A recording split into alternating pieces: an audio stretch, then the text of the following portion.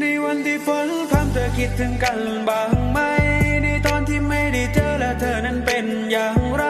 คนไกลเป็นห่วงเธอฉันกลัวว่าเธอจะไม่สบายร่างกายเธออาจจะหนาวแต่ขอโอบกอดเธอทางใจคุยกันผ่านไหมก็ไม่สุขใจเท่าที่ได้กอดเธออยากเอาแก้มไปชิดกระซิบเบาๆว่าโคตรคิดถึงเลยหน้าฝนมันเช้าอยากกลับไปซบลงตรงที่ตากเธอไม่อยากจะเป็นแบบนี้เลยอยากหนีฝนพรำไป